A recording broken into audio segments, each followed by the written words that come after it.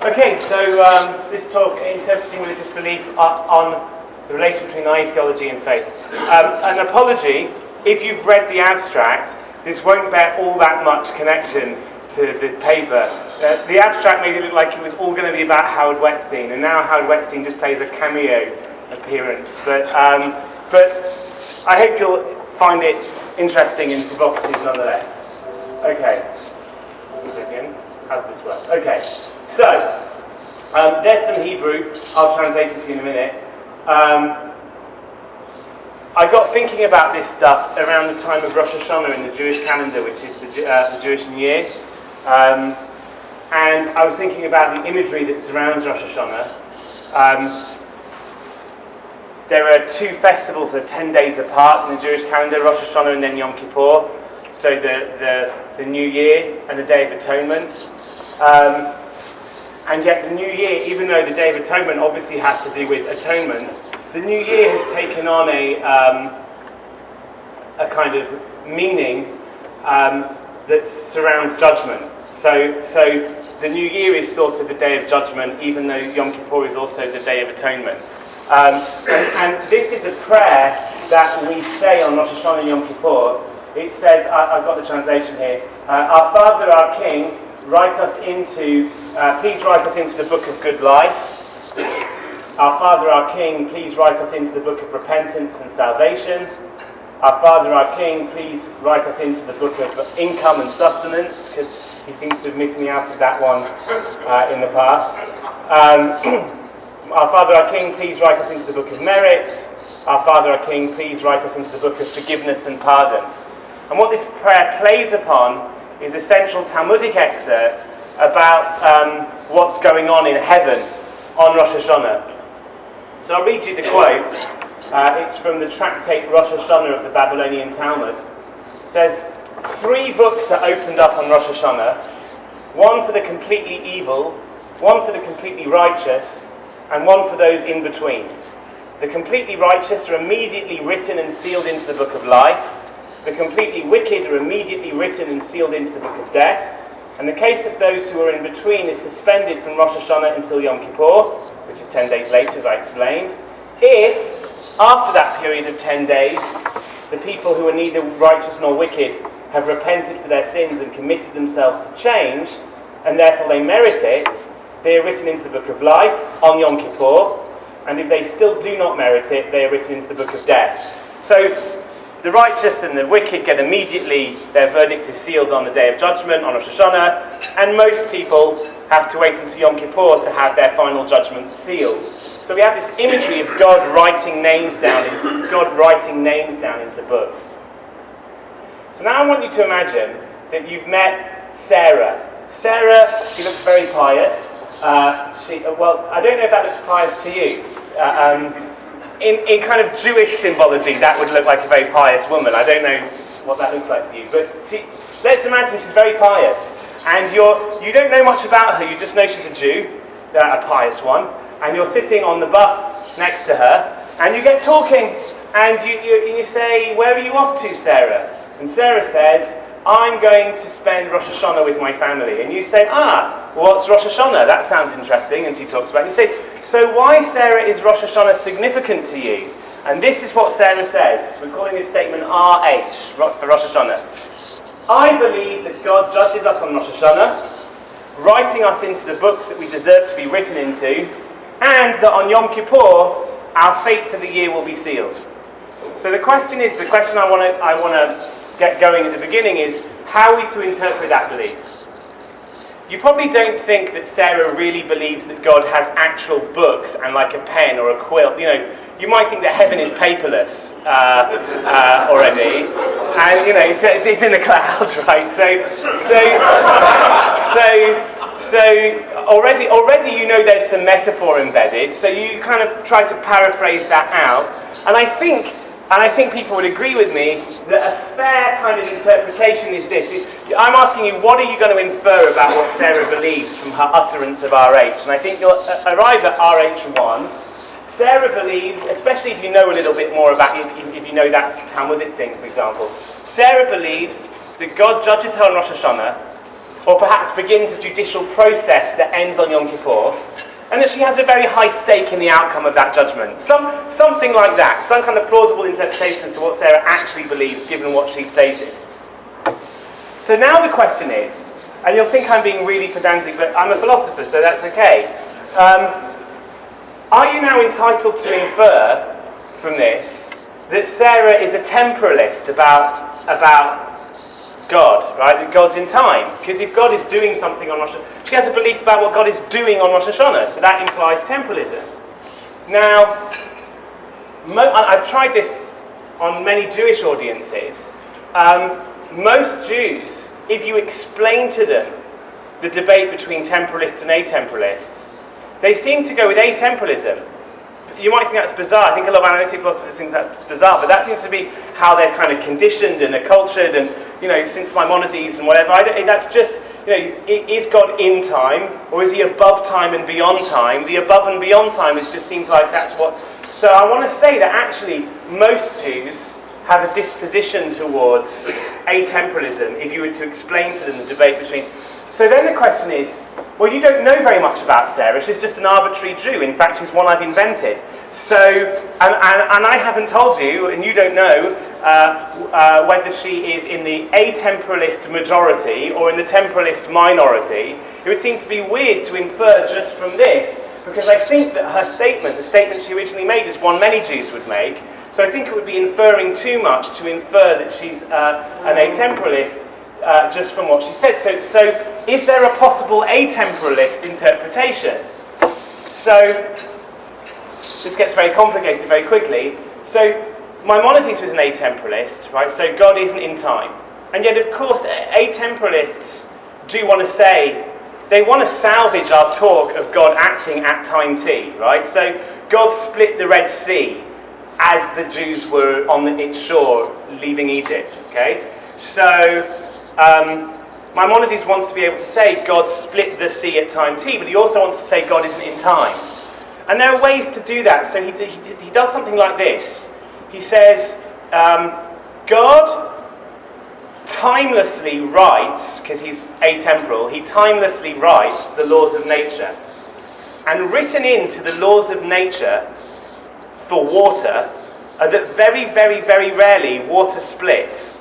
In fact, water splits at times in which Moses is in front of it with certain intentions or something, and when Joshua is in front of it, the River Jordan. So the idea is that God is timelessly writing the laws of nature, which include these clauses that allow the water to split at certain times. And it's only at that time, at the time when the Jews were at the Red Sea, that God's timeless activity became manifest to them. Oh, he wrote into the laws of nature that the sea would split. So it's kind of a figure of speech that God split the sea at that time, but it's one we have an interpretive strategy to cope with. What we mean is that at that time, some timeless activity of God became manifest to us in our timeline. So then you get this very weird interpretation of what Sarah believes. Sarah believes that God atemporally judges her, and that on Rosh Hashanah this aspect of God is more accessible and perhaps more easy for us to entreaty. Who knows why? Somehow the day has some sort of quality in it, right? So very, like I say in the paper, it's kind of some very funky metaphysics going on here. And that through our actions on that day and on the following days that lead up to Yom Kippur, we are more likely to be efficacious in receiving clemency because of the temporary accessibility of the relevant timeless aspects of God. That's a really ugly interpretation. So exactly what Sarah meant? Like, I doubt that. Dean suggested another atemporalist strategy, which is to say that, Dean Zimmerman, I should say, he suggested this. God atemporally judges us, but he judges distinct units of our life, right? And our life is divided into these year-long units, and Rosh Hashanah, the Day of Judgment, sits on the seams of those units. So God is timelessly judging all these different yous, right? These temporal parts of you, these year-long temporal parts. And Rosh Hashanah is the Day of Judgment because it sits on the seam. It's a cool suggestion, but it doesn't work well with what the rabbis say about Rosh Hashanah, because every Rosh Hashanah you're supposed to repent for all of the sins you've ever done, not just for the ones in that year. So So I'm going to roll with this one. Okay, all right. So what I've tried to do is motivate a puzzle, basically. It's a trilemma. Option 1, how long am I supposed to speak for? When am I supposed to be finished? Like in 2 minutes, right? Ross, you're chairing this. We have until 10:15, that's including comments. Okay, so when should I finish? You're going to delay it 9:40. 9:40. Okay, we'll be fine. Okay. Trilemma. Option 1. The temporalist reading is the right interpretation of Sarah's utterance. What she said does imply temporalism, right? So what I called RH1 was the right interpretation. So if Sarah is an atemporalist, she's either confused, right? She's just holding inconsistent beliefs. Most Jews believe that God is atemporal and that he judges them on Rosh Hashanah, and that's inconsistent. Okay, people have inconsistent beliefs. Okay, so that's one option. That's one part of option 1. Or if she's an atemporalist, she's being misleading. She actually knows how to reconcile her beliefs, but she said something that led you to infer that she was an atemporalist. That she was a temporalist, and that's not true. So if she's an atemporalist, she's either being misleading or inconsistent. That's option 1. Option 2 is that the temporalist reading, that really ugly reading I gave of RH2, is the right interpretation, even if Sarah can't understand it. That's to say, you might think like the atemporalist reading. Thank you. I knew there were some mistakes in this. Okay, so yeah, the atemporalist reading is right interpretation. So the idea would be something like this: temporalism is just so incoherent that actually, when we speak about God, we always mean something atemporal, but we don't always realise what we mean. There's some kind of semantic blindness going on. And it's like when Russell says, when someone says the present King of France is bald, even if they really think there is an actual present King of France, they're just mistaken, they mean there is an X such that King of France of X and bald of X, and for any Y, if Y is the King of France, then Y equals X. That's what they actually mean, even if they wouldn't be capable of kind of telling you that that was what they meant, right? Option 3 is that her statement was just ambiguous. And we need to know more about Sarah before we can tell you what her actual statement meant. Right? So I think that 3 is really ugly because I don't think that RH passes the normal tests for ambiguity. I don't think that we would say that her statement was ambiguous. Option 2 strikes me as just weird because the extent to which somebody has to be semantically blind, it just kind of, I find implausible. So we're going to have to say that Sarah's being either, if she's an atemporalist, she's just holding inconsistent beliefs, or she's being misleading. If this was the end of the paper, I'd say, okay, I'll go for option 1, it's a shame, what can we do? But I think we can do better. I think we can actually save Sarah, and that's what I want to do. Saving Sarah. Should we call this talk Saving Sarah? Okay, so I'm going to give you a similar puzzle. This time it's about Galileo. Galileo, one morning, just after he comes to his heliocentric conception of the solar system, he goes to the local market to buy a piece of cod from his fishmonger, and he says to his fishmonger, "Oh, hi, Bob. I saw you setting your stall up as the sun rose above the horizon. Gosh, you must have been up really early this morning. I saw you setting your stall up as the sun was rising above the horizon." Now, let's imagine for a minute that, so there's a scientist and mathematician who's a friend of Galileo called Castelli. Let's imagine that Castelli, unbeknown to everyone in this room, also had a stall at the market in which he sold fish. And Galileo is actually talking to Castelli, right? Now here you have this common background where Galileo subscribes to heliocentricity. Castelli knows that Galileo subscribes to heliocentricity. Galileo knows that Castelli knows that Galileo subscribes to heliocentricity, and so on, right? Because of that, when Galileo utters SR, I saw you setting your stall up as the sun rose above the horizon, the Gricean implicatures are in place. Castelli knows enough to know that that can't be what Galileo really means, and SR1 is what's implicated. SR1 is this: Galileo believes that his interlocutor must have got up early this morning, and he believes that he saw his interlocutor setting up his stall at the time at which the sun appears to be rising over the horizon given the motion of the earth. or something like that, right? And Castelli's going to know that that's what Galileo meant. But remember, Castelli wasn't really a fishmonger, Bob was. And Bob doesn't know anything about Galileo, it's like a first-time customer. So Galileo hasn't given Bob the right conversational cues to pick up on SR1 as an interpretation, and he'll be led to SR2. Galileo believes that his interlocutor must have got up early this morning, and he believes that he saw his interlocutor setting up his stool at the same time as he saw the sun actually rise above the earth, right? Rise over the horizon. From which it follows, Galileo believes that the sun moves, right? So we have the three options appear again. Option 1, the geocentric reading is the right interpretation. What Galileo said should lead people to interpret him as being geocentric, and therefore Galileo is either confused, he holds inconsistent beliefs. In his astronomical writings he holds of heliocentricity, but when talking to fishmongers he holds of geocentricity, and he's actually inconsistent. Find that very hard to believe in this case. Sarah's just one of the religious masses, so we can say, oh, she's being inconsistent. Galileo, we don't think is being inconsistent over here. So we're going to have to say he's being misleading. I find it really hard to think that Galileo is being misleading, at least in any egregious sense of the word misleading, when he says to somebody, oh, I saw you at the sunrise, right? To say that that's like egregiously misleading sounds wrong to me. So here, option 1 loses any of the attraction I think it had in the first formulation of the puzzle. Option 2 is that the heliocentric reading is the right interpretation. And even if Galileo still believed in geocentricity, even if Bob said it, right, the heliocentric reading is the right reading. And in fact, we should say, no, it's not, because heliocentricity isn't true, because of Einsteinian-like relativity. Really, both of them mean when the sun rises, they actually mean something like, they're talking about relative motion. Right? Even though they don't know that, they can't know that, but that's what they really mean. Again, I find that really weird, so option 2 I think is horrible.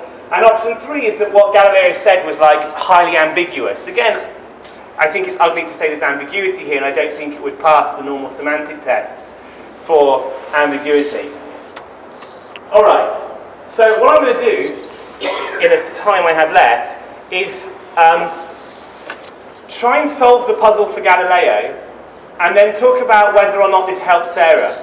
And if not, why not? And what does this say about the nature of faith? Because we're supposed to be talking about faith. Right, okay. So, some pragmatics is going to help. So first of all, to recognise that conversations are shaped in part by questions and assertions. A given question will be accepted at a given point in time for strategic reasons. So if our goal in the conversation is to arrive at parcel of information X, it might be strategically propitious, is that a good word? To go via parcel of information Y, and therefore we'll order our questions in kind of a strategic way when we're holding a conversation. And given this, we can define, I'm just going to take from Craigie Roberts, a definition of a non sequitur. Non sequiturs are assertions which don't bear on the question under discussion. Even though informative in the abstract, they reflect poor strategy and a lack of commitment to the immediate goals of the discourse, i.e. a lack of cooperation. So your first answer might be, okay, Galileo was being deceptive, but there was kind of like a conflict of duties here. On the one hand, he has a duty to be kind of a cooperative conversationalist, and on the other, he has a duty not to be deceptive. And to give his fishmonger a class on astronomy would have been like uncooperative, given what the purposes of this conversation were. So he opted for being a little bit misleading, but all things being equal, he didn't do anything bad. Right? So one option was, yeah, he was being misleading, but like not egregiously so. But I want to say better, so this is answer for Galileo too. I want to say he's not being misleading at all. I had these long quotes, and they're too long for me to read out, but I'll tell you what the idea is. It's from Stalnaker on common background in Pragmatics. So Stalnaker's idea is that conversations take place against a common background. And the common background is like that stuff between Castelli and Galileo. The stuff that all of the speakers in the conversation believe, and they believe that the others believe, right? And one of Stalnaker's key points is that actually belief isn't the epistemic attitude you need to get going a common background. Acceptance is enough. right? And very often we accept things for the sake of a conversation that we don't believe, and that's okay. So he goes for these Donnellan-like examples where Alice says to Tom, you see that guy drinking the martini, he's a philosopher. Tom actually happens to know that the guy isn't drinking a martini, but a Perrier in a martini glass. But he opts to accept, for the sake of conversation, that it's a martini, because it would just be a circuitous detour to get into correcting on this. So he accepts it for the sake of conversation. You can even have a case where Alice knows that it's actually a Perrier, not a martini, but she can't be bothered to explain to Bob, oh, you know that guy who's drinking what looks like a martini, it's actually a Perrier, oh, he's a philosopher. That would also be, so even though she knows, she accepts, for the sake of conversation, it's a martini to convey the information that's actually important. And in fact, says Stolnaker, you can imagine a case in which they both know that it's a Perrier, but neither knows that the other one knows, and it's just easier for them to talk about it as if it's a martini, so they're both accepting, for the sake of conversation, that which neither of them believe, but it helps the conversation, right? And I want to say, if that's true, if conversations work against a common background of things that are accepted, it's going to very often be unfair of us to infer from a conversation that you believe something in the common background, right? So it's in the common background of Galileo and Bob's conversation, geocentricity, but common backgrounds are often just accepted for the sake of a conversation. So to infer that Galileo believes in geocentricity from what he said would be an unfair inference. That's the kind of move I want to say. So it's not even being deceptive, right? You just inferred badly from his utterance to a belief report. Okay, so the question is, have I solved both puzzles? So in order to facilitate communication, Galileo accepts a common background, and the common background is a naive physics that the fishmonger operated with, in order not to have to give a lecture in astronomy. And actually, very often, our conversations, we accept a naive physics. I say, oh, I came to St. Louis from New Jersey. I could equally well have said St. Louis came to me because of the relativity of motion, but that would just be a really... we just accept kind of a Newtonian physics for those sorts of conversations. So likewise, you could say, in order to facilitate communication, Sarah accepts a common background, a naive theology, that most people operate with when talking folk theology. When talking folk theology, we often just adopt temporalism, right? It's part of our naive theology. And we do that in order not to have to give a lecture in philosophical theology. Knowing how conversations work, it would be unfair to infer from Galileo's utterance of SR that he believed in geocentricity. So likewise, you might want to say, well, knowing how conversations work, it would be unfair to infer from Sarah's utterance of RH that she believes in divine temporality. Problem is that the two cases aren't directly analogous. Okay, so my worry is this. Galileo wasn't talking directly about the movement of the sun. He was talking about his fishmonger getting up early and setting up his stall. An astronomy class in that context would be inappropriate and non sequitur. But Sarah was asked directly about the significance of Rosh Hashanah. So for her, a theology class would be appropriate, right? So Galileo wasn't misleading, at least not in a morally dubious way. But Sarah, if she's an atemporalist, was being misleading. That's my worry, that you can't really solve these two puzzles simultaneously. And the strategy that I'm going to invoke now in talking about the nature of faith is I'm actually going to turn this worry into an observation and try and explain the observation, okay? So the observation is this. In general, assertions in a conversation are made relative to what you're accepting for the sake of that conversation. In general, a naive physics is accepted in conversations for the sake of ease, among other things. If the purposes of the conversation demand it, a more nuanced physics will be proffered and accepted. So I'm thinking like this. Bob says to Galileo, oh, do you really think the sun moves? Is that what you think the sun does? Straight away, after making that move in the conversation, Galileo, the context had changed, and Galileo, and we shift from naive physics to a sophisticated one, and Galileo said, oh, of course not. I was just speaking relative, it was a figure of speech, or it was, of course, I don't think the sun moves. But my observation is that in general, assertions in conversation about religion are made relative to a naive theology. God writes us into books on Rosh Hashanah. But in general, there needs to be more pressure to force a conversation from naive theology to sophisticated theology than there does in order to force a conversation from naive physics to sophisticated physics.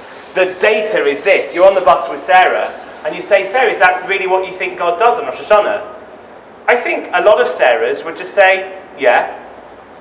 And you'd have to push them much more. But hold on, Sarah. Do you know there's this guy called Maimonides who says that God isn't in time? Well, if you want to talk, okay, right.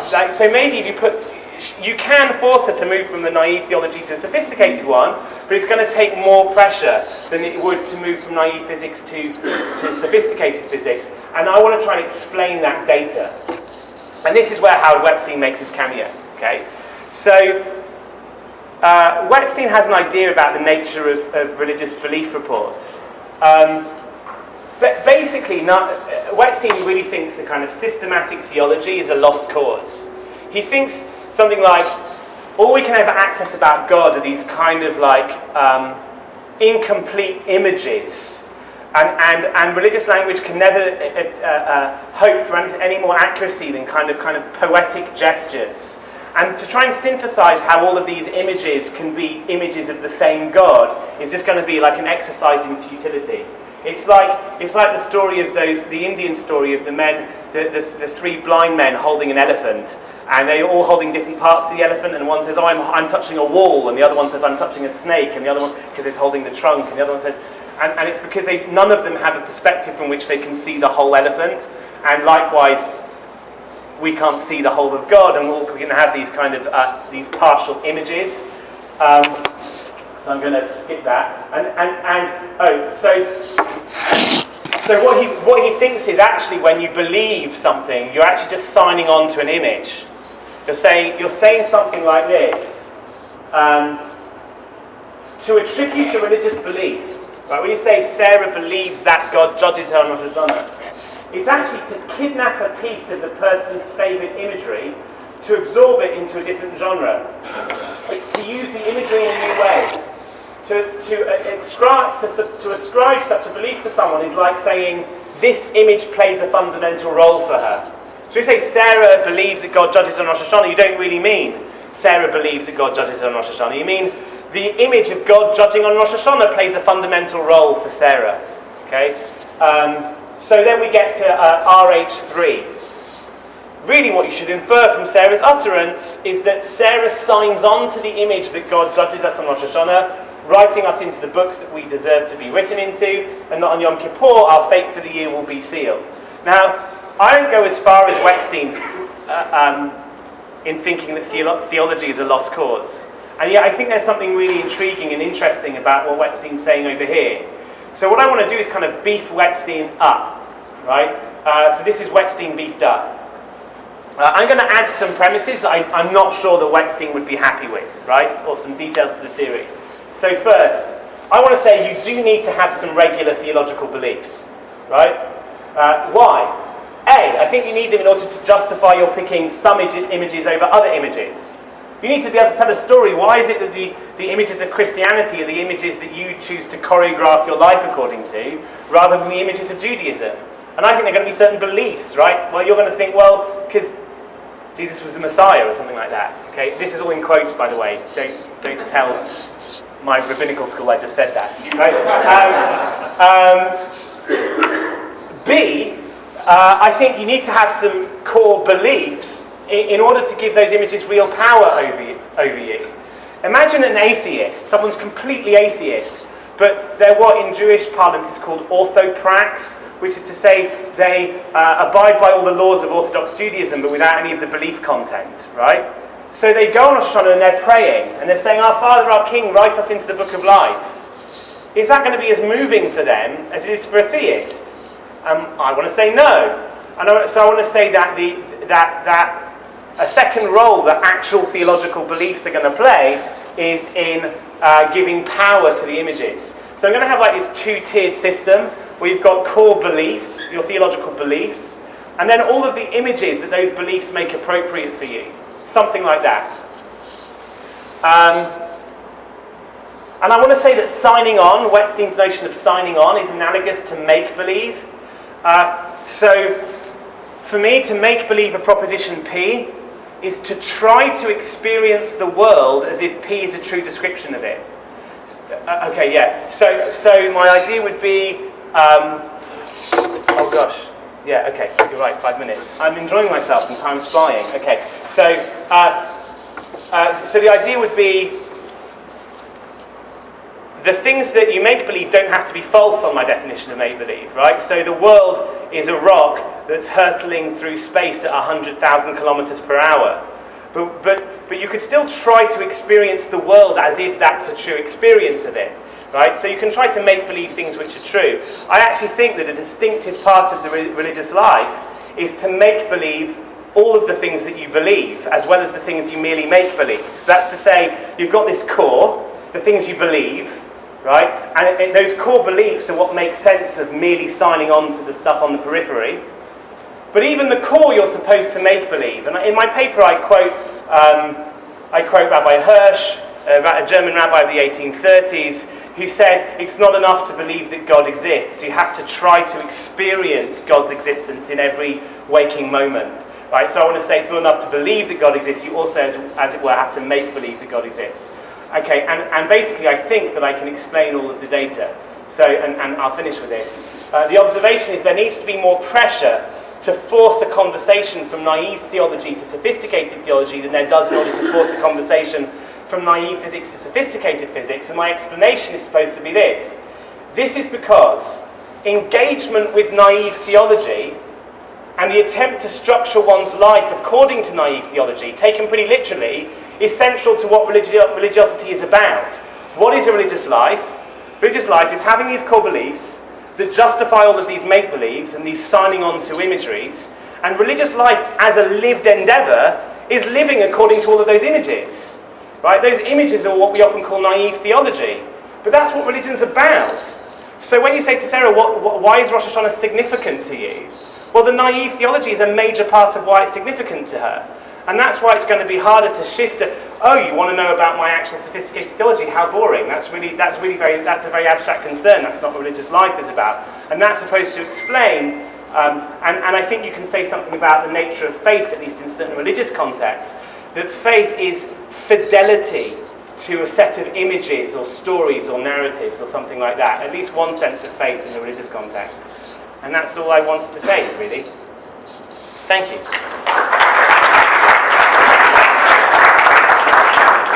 Now, 10 minutes from